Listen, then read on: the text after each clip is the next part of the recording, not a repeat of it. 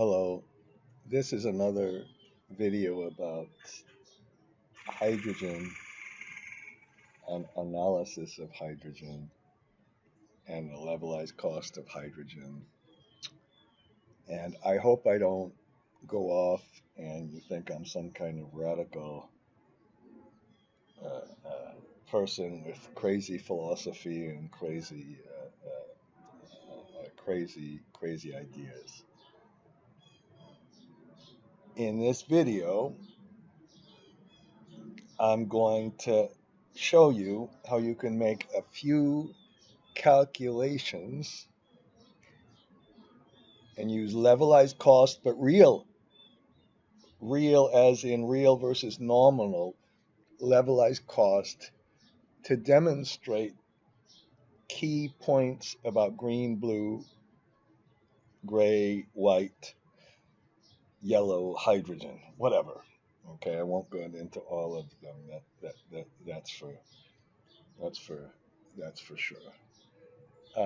When I work through some of these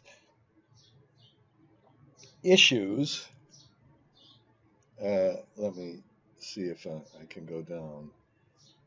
You know, I, I've made some of these in the past, and I've gotten a little bit too technical with, oh my God, how would you adjust the PMT formula and levelization to reflect the fact that a green hydrogen has degradation of the fuel. In other words, you have to, as you go forward, you have to buy more electricity as you get older, and then you have to replace the stack portion of the electrolyzer, all that business. I'm going to leave that a little bit out for now. I think these are fascinating questions, and you need to be able to study these. But I'm going to instead focus on just more basic kind of quantitative, if I've said that word correctly, facts. Um, the there is so much. I've shown you this before, but all this vested interest in this amazing billions and billions of euros or dollars or whatever, billions in electric vehicles or in nuclear plants or in solar projects. Okay, that's all there. That's all there, and this a natural reaction that, oh my God, if we try to use blue hydrogen, which captures some of the carbon, that's a disaster. We can't allow that to happen because then nobody will ever think about a green hydrogen project. I want to quantify some of those issues. We're going to try to quantify and see how easy it is, because this babbling on about hydrogen being impossible because it uses rare materials like platinum or something, and then maybe hydrogen itself is a greenhouse gas. I've heard that, and its natural inherent inefficiency makes it waste renewable energy, and hydrogen is very expensive to store because you lose about an amazing amount of energy when you put the hydrogen into storage and then take it out. You lose it on both ends. All of those issues. And if anybody's ever watched one of my videos, it's all about doing a little work in Excel yourself, trying to get to the bottom of things, not putting I've never used Chat GPT. I hope I got the name right to get an answer. We need to go to the bottom of things, understand the true costs, and not just only the efficiency. We need to understand the costs and get a picture of the overall cost of production. And just hearing somebody say, it's expensive because it's got bad efficiency, might be true. Okay, so that's what we're going to do. Now, I have to tell you, right now I'm sitting outside and I'm looking at a police car, which is an enormous SUV. Why these police people have to have SUVs in this country now? I have been driving around, and I notice when I drive in different places how different it is. I don't drive that much. I don't really have a car, except my 75 mg that is not electric, sorry. Oh, but when I drive, 70, I've gone into a parking lot where basically all of the vehicles are either these enormous trucks with whatever, the 4x4s, and you watch television advertisements, and the greenwashing companies like Ford and General Motors say, "Oh, we're making electric cars," and then they try to advertise these enormous heavy vehicles that just destroy the environment. And then I have to listen to people who are related in not really directly who tell me there's no such thing as human induced climate change because they watch that on the videos, and then oh my god, and then I go for a little walk in nature, and one of these policemen in these big SUVs says you can't walk there, it's private property, even though they're enough of that. We're going to see this time, we're going to measure some of the environmental impacts in our LCOE, and I don't know why I left it on that slide, and try to do it in kind of a simple way. And I'm just going to, I might have to make this in a couple of parts, okay? And you might get bored and say, screw this. But if you're a young person trying to understand hydrogen, I'm going to try to put it together. Now, you can tell from my accent that right now, you can tell that I was born in the UK. You can't really, because I would have said can't, because I've lived in around here in US for a very long time. I travel the world. I waste energy when I do that. It's very bad. But I'm going to talk about incentives. This IRA, not the Irish Republican Army, the Inflation Reduction Act, which had all these important incentives on hydrogen, on green hydrogen, and on carbon capture, and on blue hydrogen. So it's a little bit different there. I see I even tried to watch my videos and I just clipped them out. Danke, das ist in Deutsch. I can't really, my German is bad, but okay, we're going to talk about blue and gray and green, okay? A little bit less of the rest. All right, and we're going to just do it in a very, very objective basis. Now, when you're working on the economics of hydrogen and not just listening to an engineer who says the efficiency is bad, okay, yes, we all know that. Here's why the efficiency is bad, by the way. There's a number. There is a number which is 33.33. The energy value, and I'm not an engineer, you know that. I respect engineers enormously, by the way. I really, really do. I'm not going to get into that. I've probably pissed everybody off already.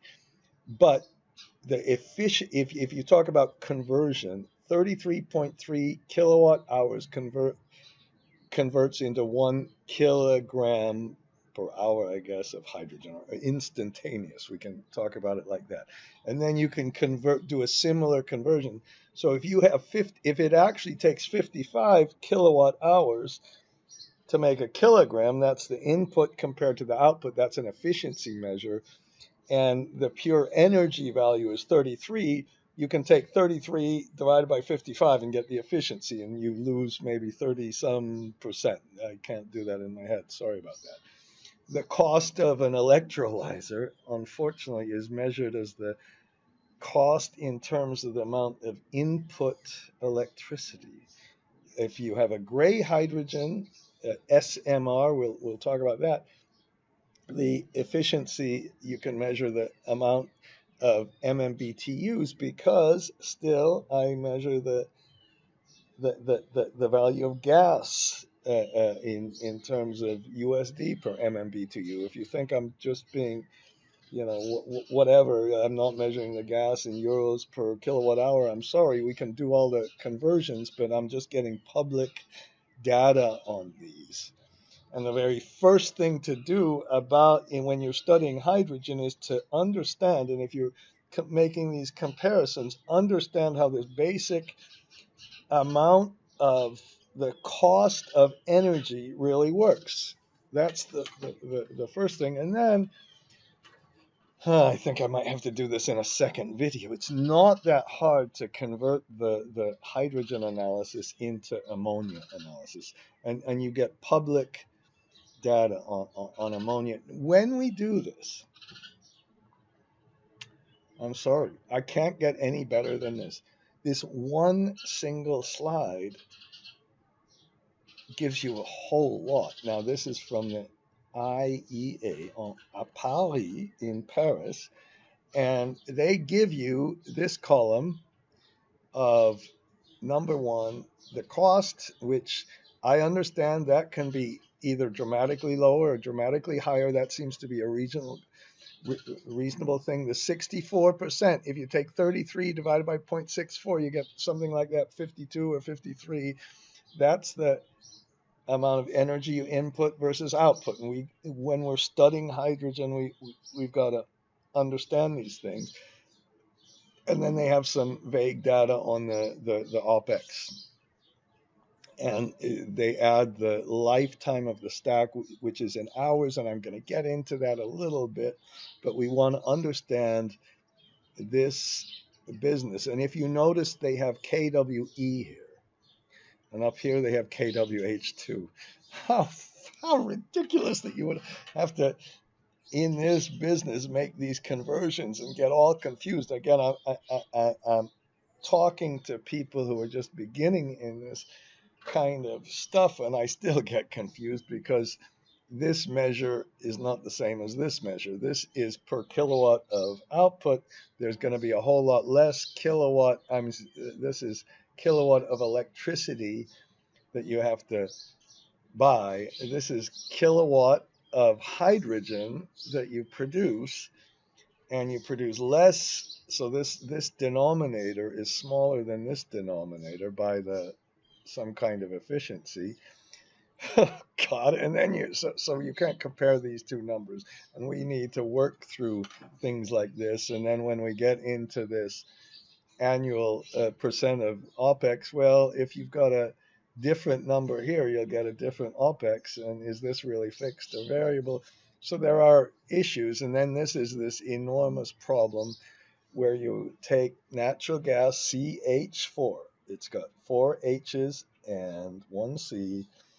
And if you heat that CH4 and do a little bit of refining on that CH4, you can get the H separated from the C, and the C goes into CO and then CO2 and then gets into the atmosphere, and that's bad. So you can get this kilograms. And yeah, if you're like me with my accent, you might say, what's a kilogram compared to a ton? I don't know what it is. Well, it's 1,000. So you can see that if you put these in terms of tons, for each kilogram of hydrogen, you'd have to take 8.9 divided by 1,000, and you get that many tons for each hydrogen kilogram you produce, and you can compute the emissions analysis. So that's just a little bit of background, and then you can see this is blue hydrogen, and we've got a much higher cost. Whoops, I didn't do I didn't clip the O&M, and we've got a lower efficiency, but we get 90% of the carbon captured, which is an enormously controversial item that people go crazy about, and I'm not going to worry about that right now in this video. What I'm going to worry about is seeing the relative costs of doing things. And I hope I don't piss everybody off, but I'm going to look at blue hydrogen in a little bit of a different way and see how it really compares to green hydrogen, and what are some of the problems and what are some of the costs. And we're going to do that with some simple analysis. So here's a clip of the Excel. Now,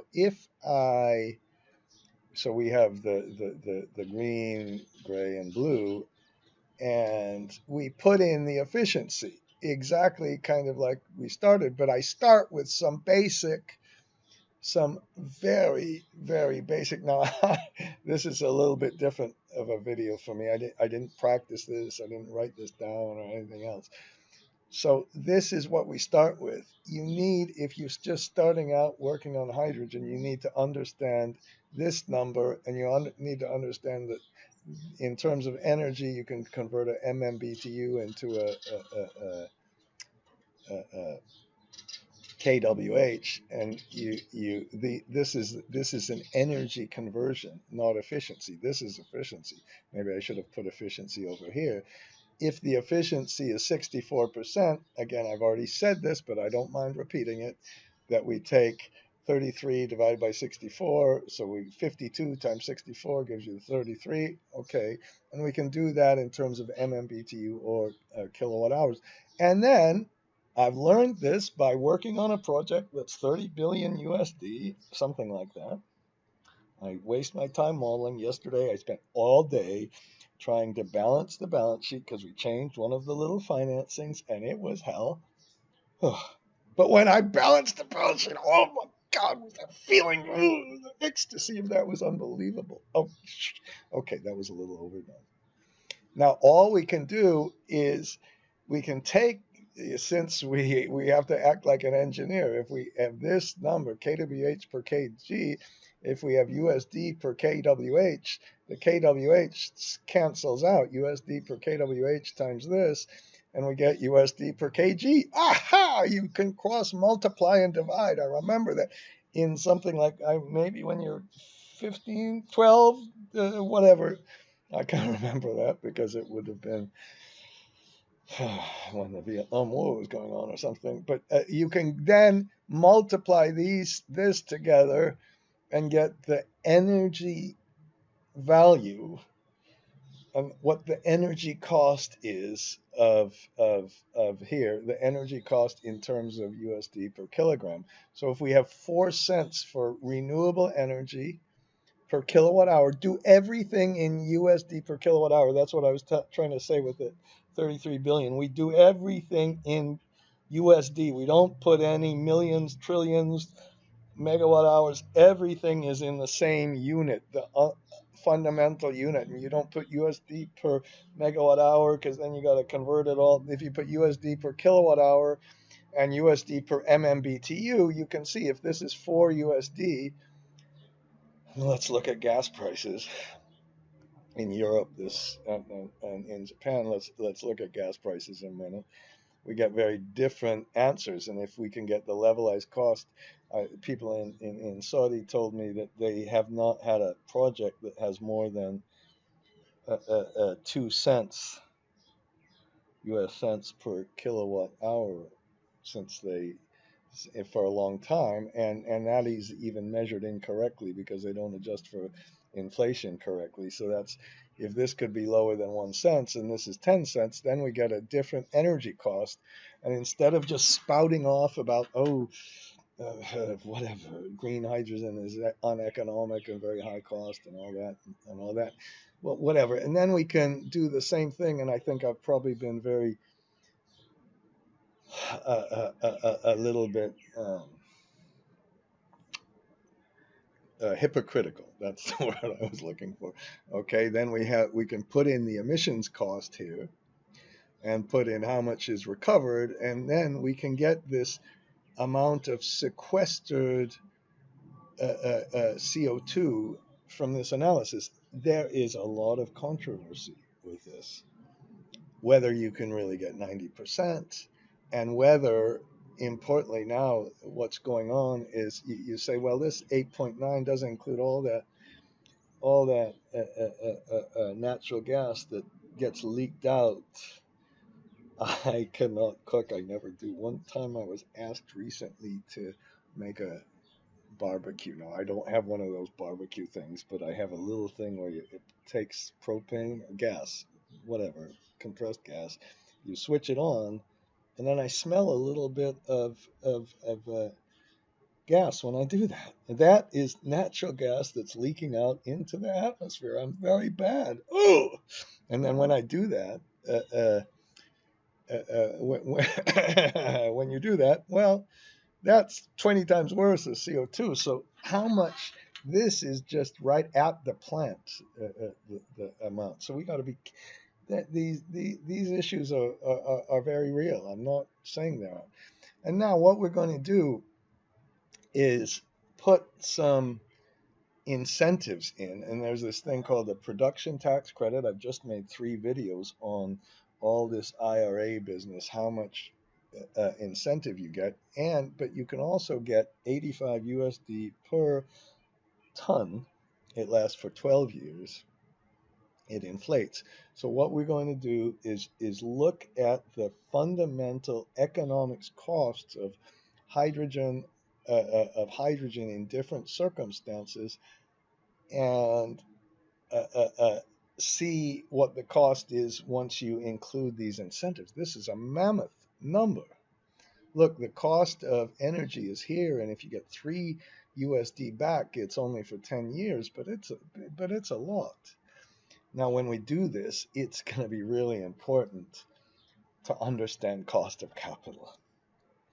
And you can put target IRRs in, and I heard somebody who said, "Oh, if I'm making a blue hydrogen project, I need something like 18% equity IRR, some crazy number." Okay, then it's going to be uneconomic. Okay, whatever. You can now. This, of course, I got wrong. This is PV of production tax credit. I'm sorry. Oh my God, I'm confusing things. Now I've got to go and make this slide again. Oh, damn it. Ugh. Okay, okay. And finally, we can try to get the ultimate cost of the green and blue and gray hydrogen with different. Well, this is right now. This is just the energy cost. If we include this incentive and take the present value of it, this is the energy cost. So we started with this, and we put these incentives. We in this case, the blue gets a kind of gets to be lower than the green, and that's the starting point. Now, of course, I'm gonna give you the Excel file, but if you think that you cannot open an Excel file because it's too complicated to make these few calculations, well, first stop the video, please. But rather than wasting time on wonderfully smart people making beautiful pictures in their videos, open the Excel file and just mess around with some different parameters and try to understand the costs yourself, because it's such a big deal to have this as the starting point.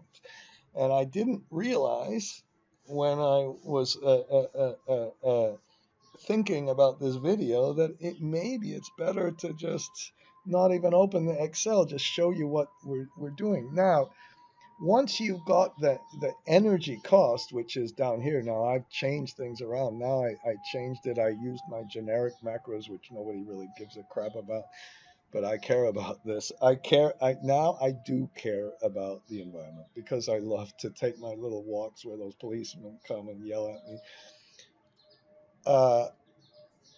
Why I'm just walking in a forest and nobody's there, and they say, "Oh, it's private property. Marriott owns this property." Oh, jeez. Okay, stop. Sorry. Uh, uh, when you, I care about coloring sheets too. Okay, that's which is more important? I don't know. Okay, the environment or caring about coloring sheets. That's a big debate. Let's have that debate later. So we have our cost. Now I put a lower cost here. So we got a negative energy cost. Then we put in our green hydrogen, and I put a little higher cost here. Okay. And so far the green hydrogen, if we didn't have this incentive, it would be more expensive. And of course, we're going to put in different gas prices. Now, I've got to stop here. I was just thinking out loud, and please, I put all this stuff in. You don't have to have Bloomberg. to do this stuff. If you go to if you send me a little email and I give you these chapters, I don't know, sometimes they're I've worked on them in classes and they do open up okay. And then if we go down to this one that says databases and data retrieval, and then if we go down to the one that says commodity price, and then we go to this sheet named commodity price analysis. I hope that that's the one. And we just look at natural gas prices. Now, of course, they don't have electricity prices, although you can get. Somebody showed me this really cool website that made by the EU that I can't remember right now, where you can compare all sorts of electricity prices in different areas. And I'm totally passionate about the wonderful Nord Pool website to get electricity prices. But this one we can, all it does. And again, if you want to do it yourself, I argue, is this the right one? Where's the downloading data? Yeah, this is the right one. This website, it might change a little bit sometimes, but when you make something called workbooks.open. So if you see, I'm deteriorating into macros. I promise I'm not going to do so much of that right now. But when you do this, there's a little workbooks.open. You just find the URL, and then what it does is once you click on this, and perhaps I'll do it right now.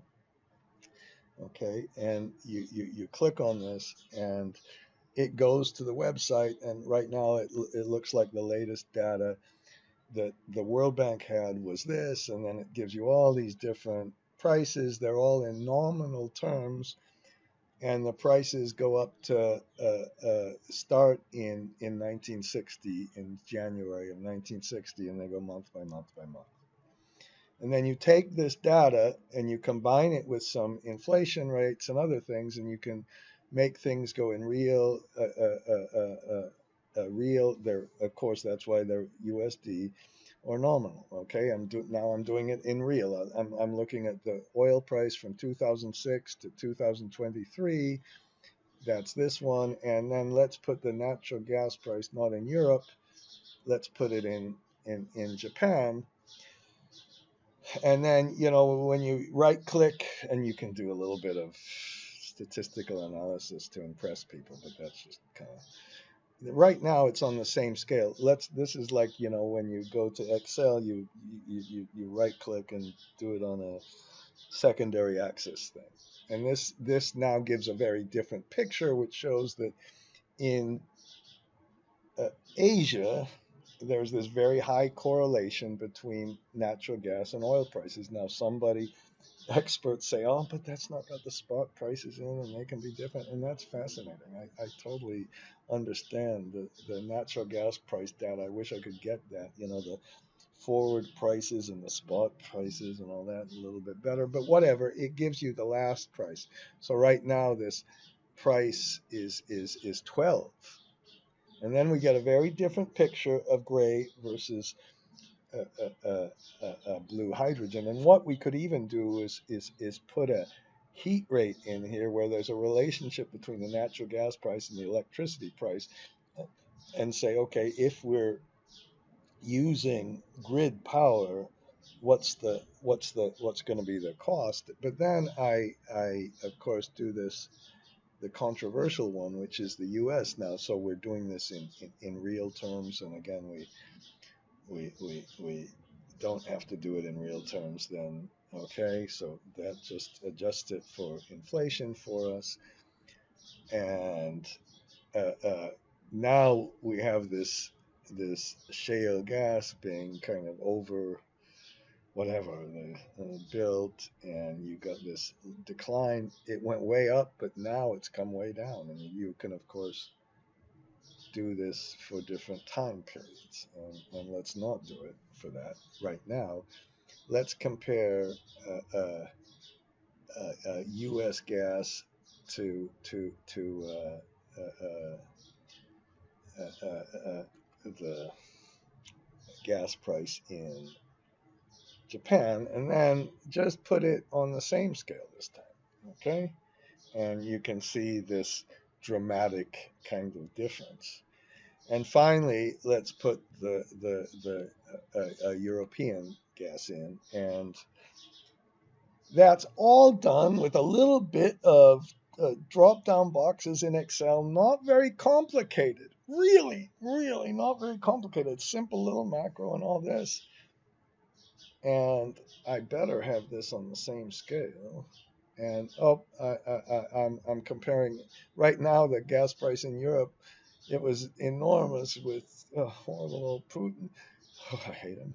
That it's come down here. I hope nobody gets mad at me for saying that. Let's compare the gas price in U.S. with the gas price. Let's put the gas price in U.S. with the gas price in Europe.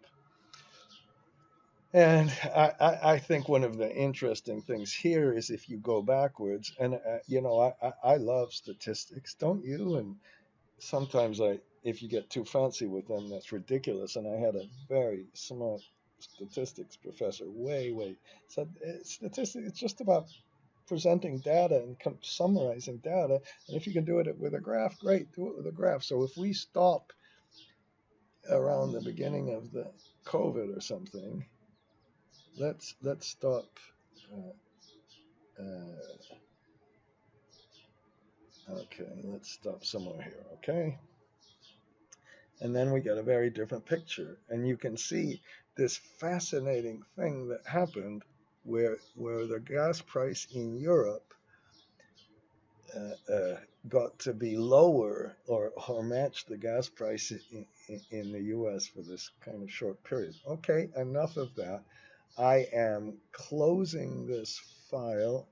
I'm going to save it because I just downloaded the more recent data. And of course, this file is both on it's both on the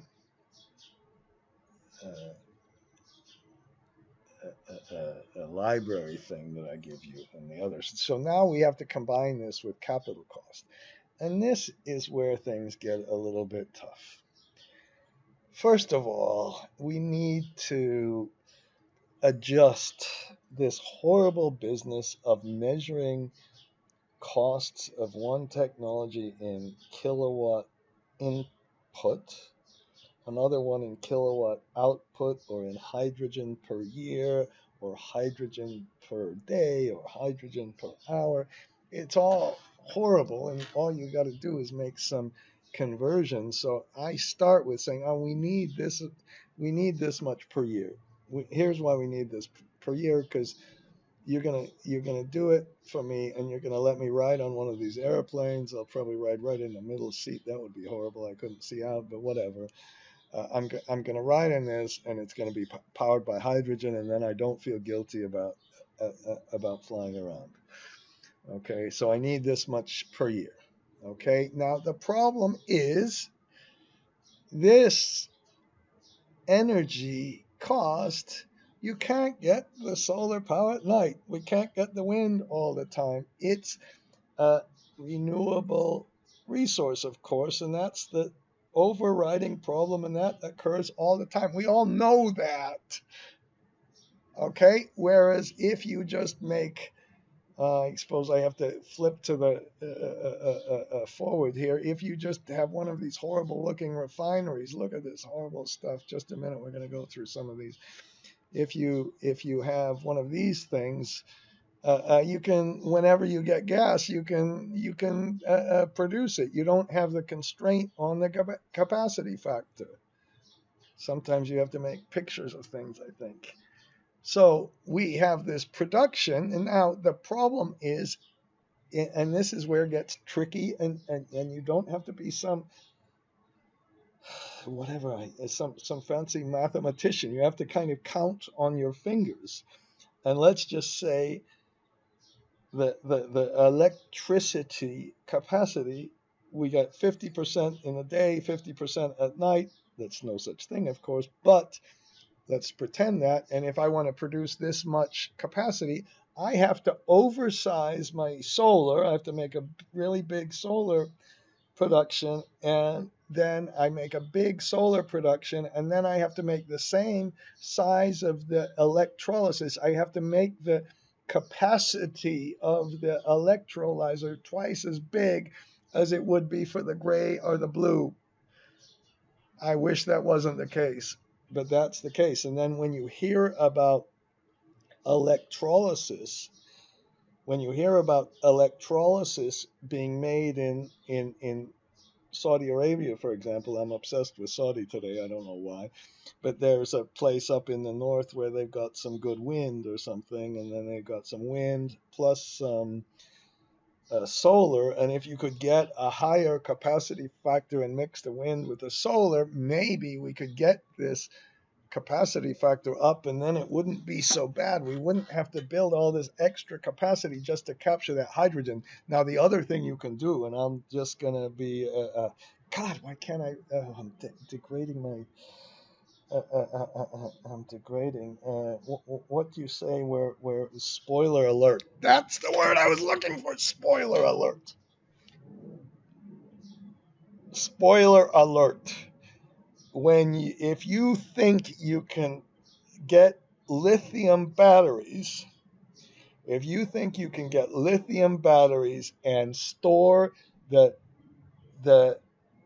energy in lithium batteries and get that capacity factor up, so then we would have a level amount of electricity, that is one of the most idiotic things to even think about, because everybody wants storage, and storage is a central issue in all of this, but we have to show you how easy it is to demonstrate that that is a silly idea, to move large amounts of bulk power from one period to the another to get them stored. Now, some batteries can be extremely effective in managing little bitty fluctuations and all that.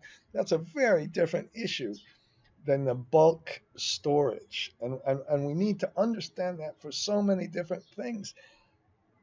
Maybe we could just charge all our cars only when the sun is shining and there are no clouds or something. That's very different than getting the electricity from the grid stored. Okay, enough of that. And then it's very clear to me that I'm going to have to make a couple of more videos on this. Okay. But when we, and I've done, there's a man, I can say his first name, he's not going to yell at me, Max. Wonderful man. He's got the best attitude. Oh my gosh. If you ever take a class of mine, if you've got a shitty attitude, just don't take it, please. If you've got wonderful attitude, willing to learn, willing to try to understand the fundamentals. Oh, that means so much to me. That was a little bit off track too. And then we have this problem of the O&M expense. And if we make it 1.5% of the capex, well, you need much more capex here. Even though the cost per kilowatt might be lower, you need more capex because the size of the electrolyzer is so much bigger. And then if you make the capex some kind of arbitrary percentage of the OPEX, percentage of the capex, you get a higher one. And I wish I knew exactly what to do. Now, I have not included I've included a little bit of the hours of production per year. This should have said hours per year. And then we can accumulate those hours.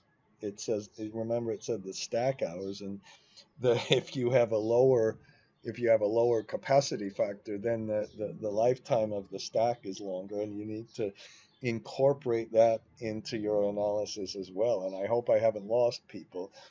But once we do this, the only trick to do is to use a PMT function, and I'm going to make a separate video on this right now after I make this one, and discuss how to levelize the cost and do it in real terms, not in nominal terms. Okay, this is bad. It's still in nominal terms. And here is the problem. Without an incentive, even if you get this really, really low cost over here, you get a high levelized cost. If you put the incentive in, that's kind of starting to be a little bit of a good news or very good news. That's because of this and this. If this cost is higher and this is lower, then in this case, I actually get the fact that the green is lower than the gray or the blue. But if this would be higher, we would get a different number. And how, again, how in the heck, how in, ooh, I didn't swear. How can you possibly start telling me, oh, gray is blue is high, cost higher than gray and blah, blah, blah. And then what we can do, and it's very, once you have these statistics on the on the cost per kilogram, on the amount of kilograms, and put the cost per kilograms, and I don't know where I put the cost per ton. I hope I put the I just used the 85. I think I just used this as the cost per ton.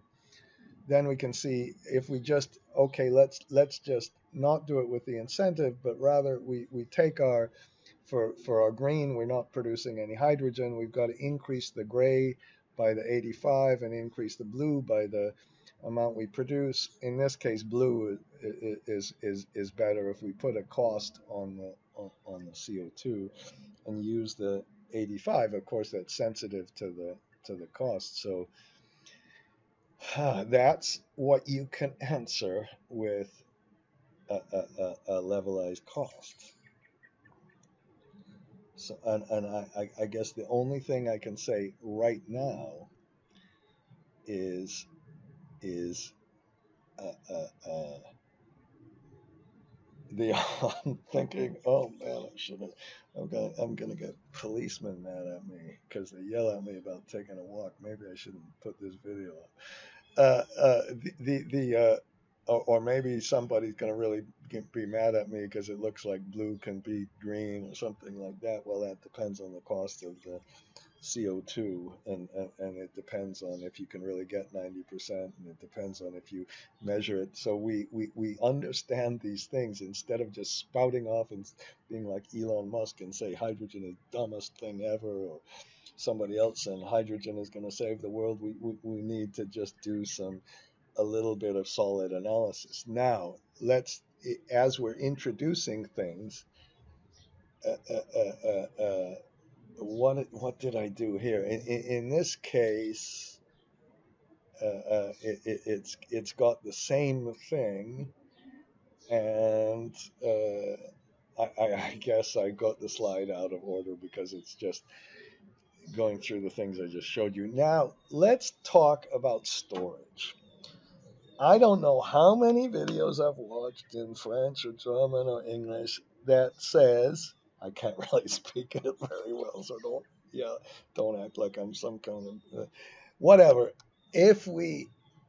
What I am finding out, and it's so hard to get this, if you have got a cask of storage, how much does that cost? And if you think about a box, think about storing your accumulated crap in a box and then putting it in God knows where, putting it in someplace else. But if you just think about the cost of the box, you figure out the cost of the box depending on how much volume you have in that box.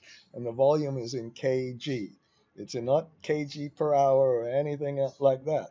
And then you think about, well, if I've got a whole bunch of crap, this is a problem.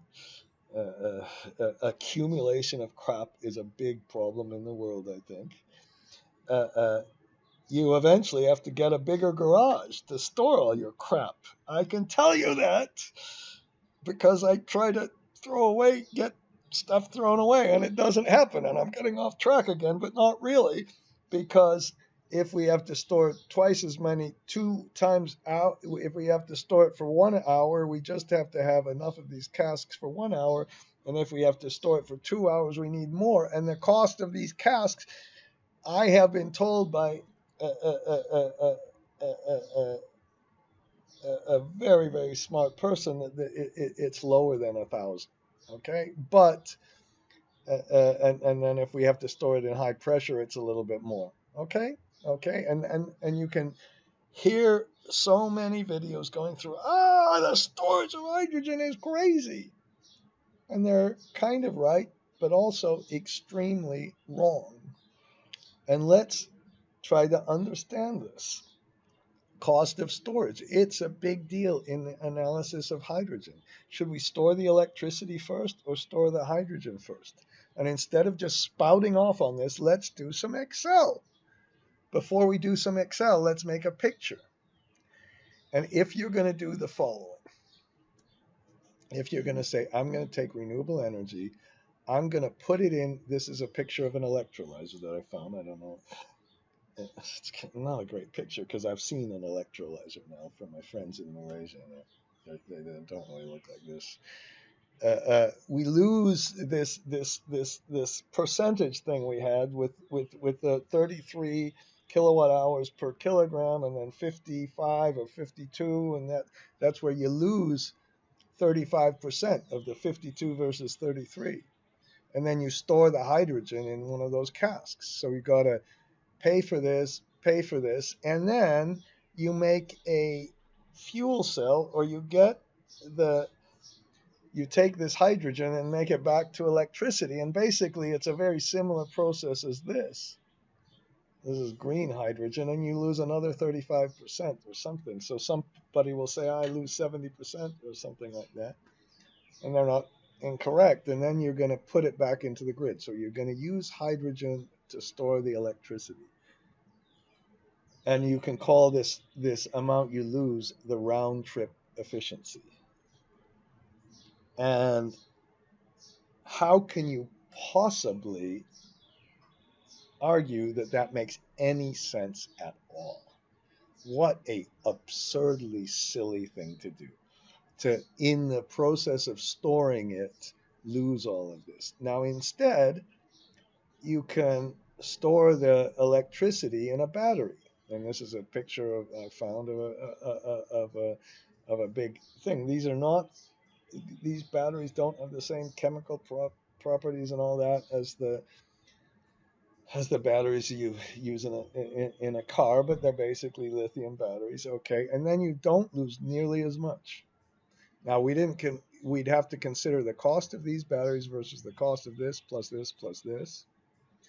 Okay, that's pretty, even though this probably costs more, but in the picture it doesn't look like that happens.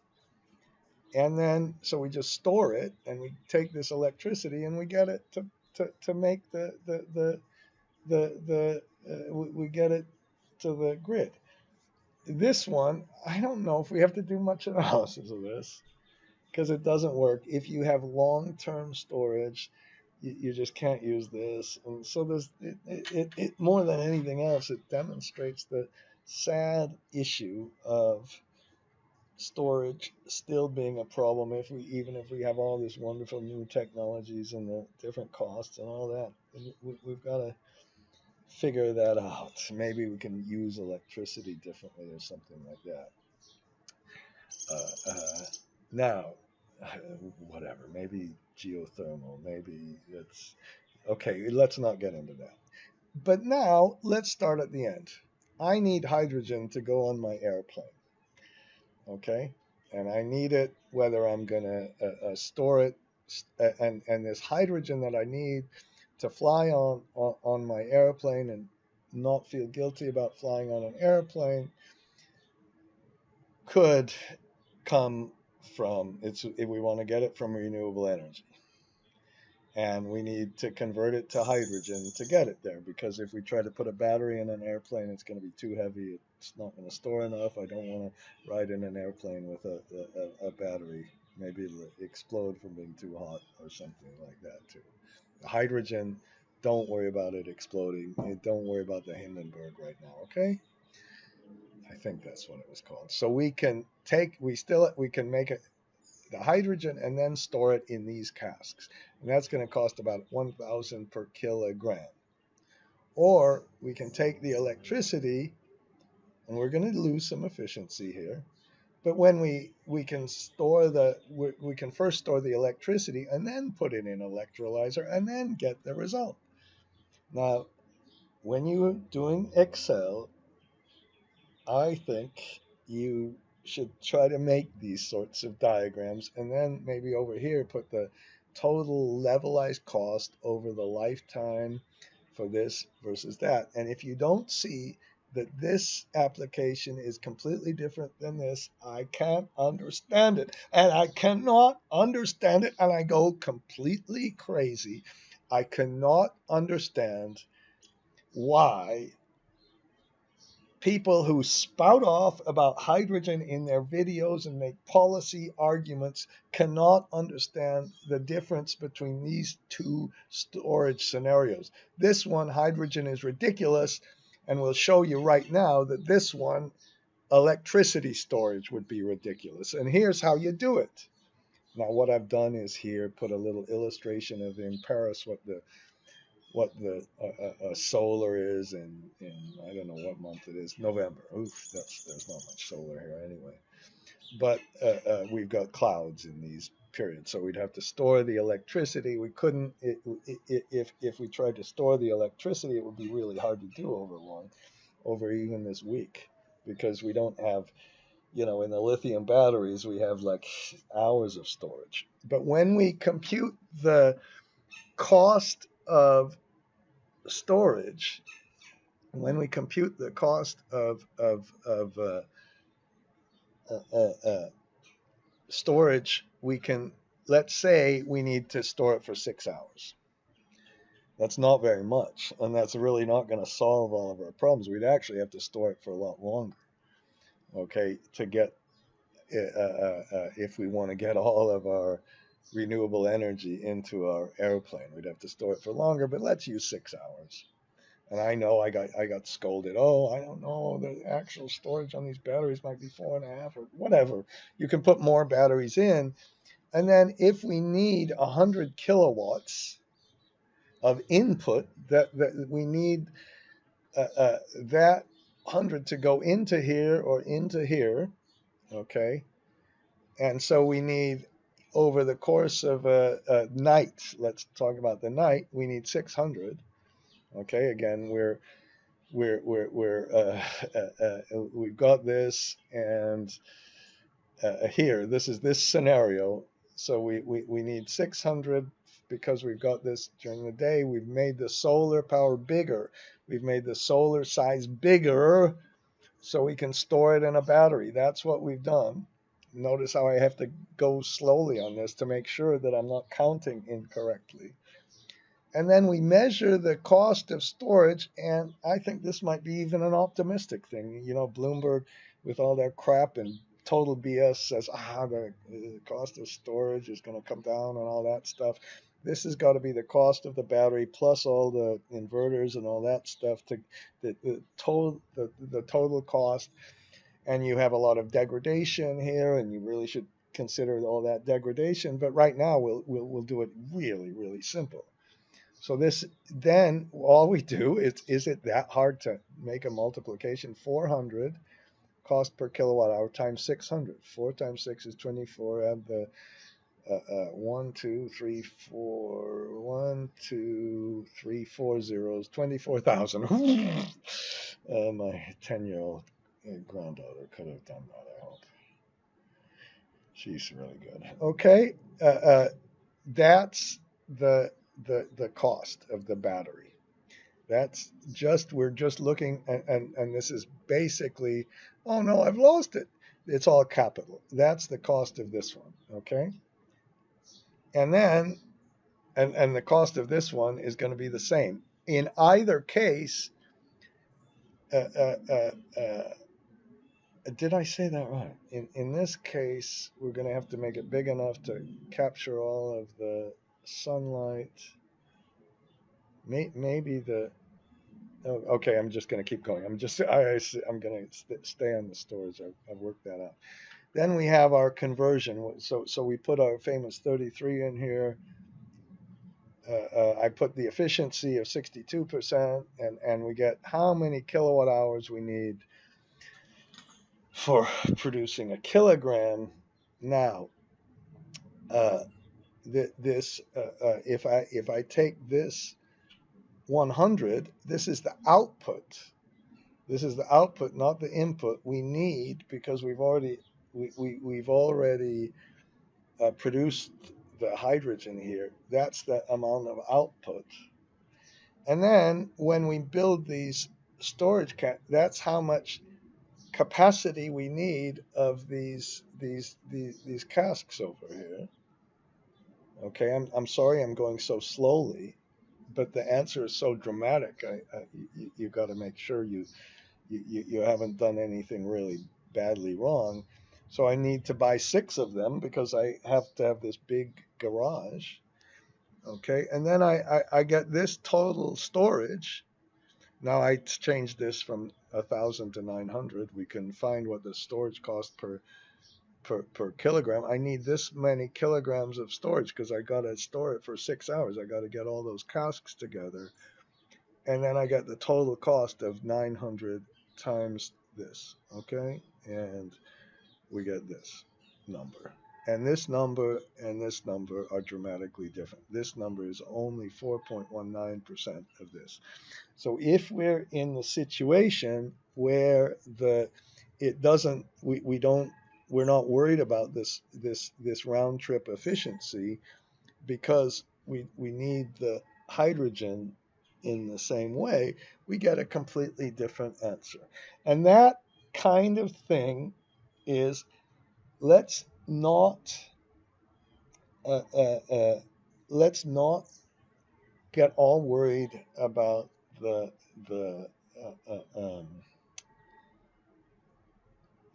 uh, uh, whatever, all these spouting off people and all this stuff. Let's really start doing a careful analysis. And when we make our careful analysis of the levelized cost, let's understand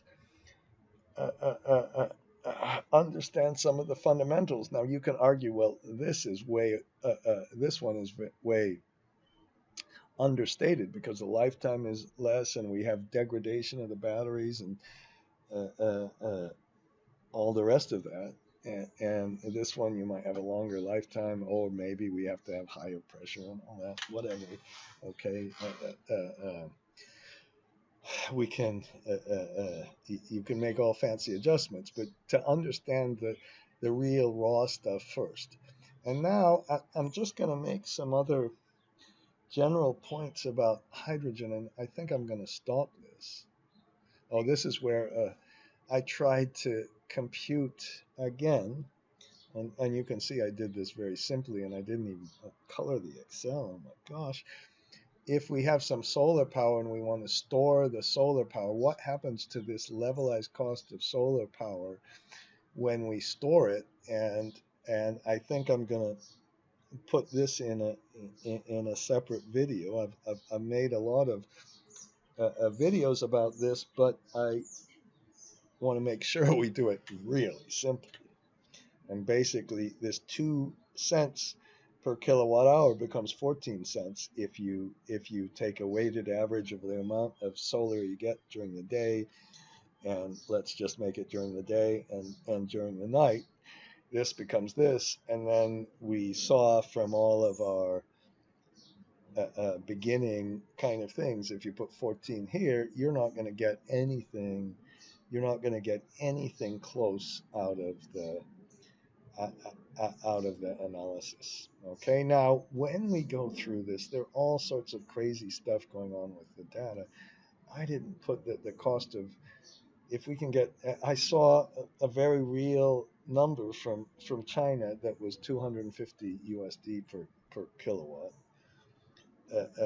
Yes, this down. If we can get this down to 200, a heck of a lot changes in all of these numbers. Okay, if you can get, if this cost of the fuel cell, what is this? If this cost of the fuel cell is very different, and you can, this is kind of the reverse of this. If you can get this down, then things change a lot. Uh, uh, And then you've got all of these cost of storage that I'm talking about, and people go nuts with this, but they don't tell you really where they're all from. And there are other questions about economies of scale and what do we do with the lifetime of uh, uh, the stacks and all that. And I think these are absolutely wonderful issues to incorporate in your LCOE analysis. And I've talked about this kind of before. This is Lazard who says here's the cost of hydrogen. It could be as low as 1.8 per kilogram. Or they put a little box in a data table as if that means anything, and they say the lowest cost is 2.53. You go to Gatwick Airport, it's 12 pounds per kilogram. In Germany, you take a picture of something and it's, I can't see that, it's 9.5 euro per kilogram. Why is it so different? Is it of course it's the downstream costs, and we think of it kind of like getting crude oil to the petrol station, whatever, and then some different costs. So all of that stuff, great. Here and then we want to minimize those costs by making these beautiful things. And then what do we have here? Here's hydrogen investment. There's again another one. I'm trying to do something simple, but right now I just want to talk about the duck curve. Okay, and you go to the internet and you click duck curve and you get something like this. This is a duck, see? And this is without, and it depends on the electricity load. And if the electricity load didn't have much solar in 2018, we had a little bit more at nighttime during the daytime. And then as we put more and more solar on, then I don't know where this is. It's not a very big system, is it? You have more solar during the day, and that means we have to either leave our combined cycle plants on during the night, and it can be very inefficient to try to produce all this at night, but get this during the day. And the point is, I got to say it myself because my mind doesn't work very well when I make these videos. We've got surplus solar. That's the real point. Can we store this in a battery?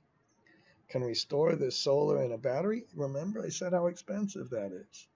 Even if you put a lower energy cost in, and I know that man in England who let's have a think, he's brilliant. I love him, but it's still, even if you have all these wonderful new technologies, it's not happening.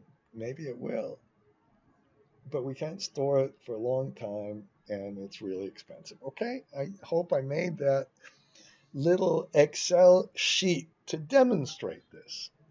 It's really not about an Excel sheet. Now in Malaysia, we just have wonderful, they give me hour by hour, and so we have 8, 7, 60 hours, and you match up the hours of the load, which you can get these days. If you go to Nord Pool, you can get, the amount of electricity demanded in different places. Really just wonderful. And then you could match that up against the solar or wind power.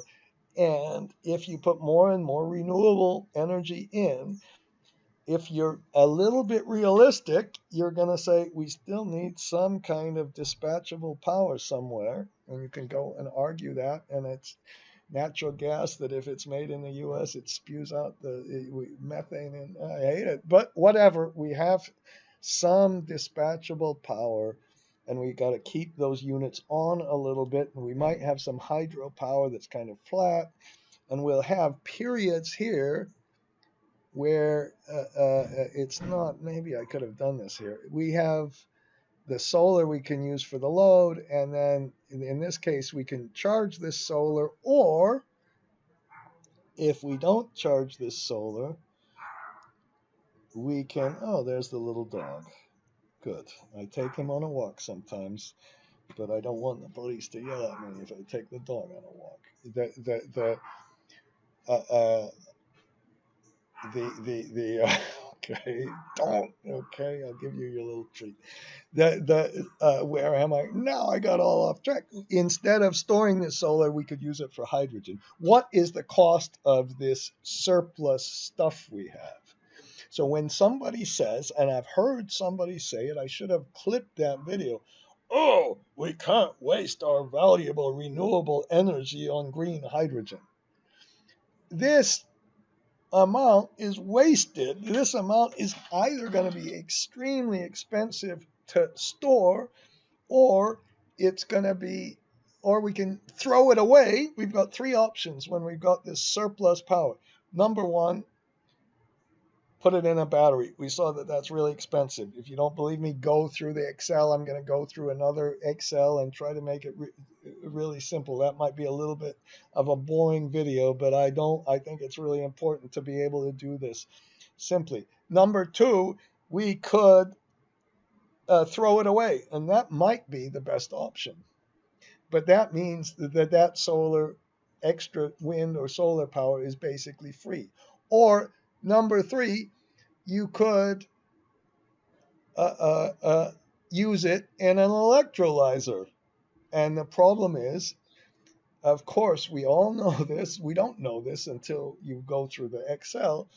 But unless the cost of the electrolyzer comes way down, if we just build an electrolyzer only to take a few hours of a day of surplus solar, we might get the energy cost down to zero, but we've got a big capital cost, because we're going to have to spread that capital over very few hours. Now, then it gets a little more interesting. If everything was just the stack, and the stack cost is based on the number of hours, not the chronological life, like when I'm considering my remaining life, which is not going to be so long, is it based on how many videos I make? Do I lose life there because it's a variable cost? Or if I sit around doing nothing, is my expected life the same?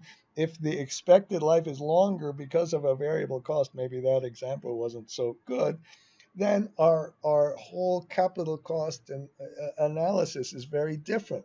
And that's where things get interesting. And so this is another example of our duck curve. This doesn't look as much like a duck here, okay?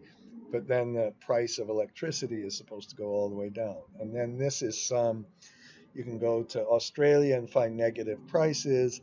Much more interesting is if you go to Denmark. Now they have transmission lines to Germany and the rest of Europe. But even with that, and even with these, look, I didn't put the month here, but I'm just, I've got a whole bunch of videos on this. This is when we have a higher wind production, the price comes down.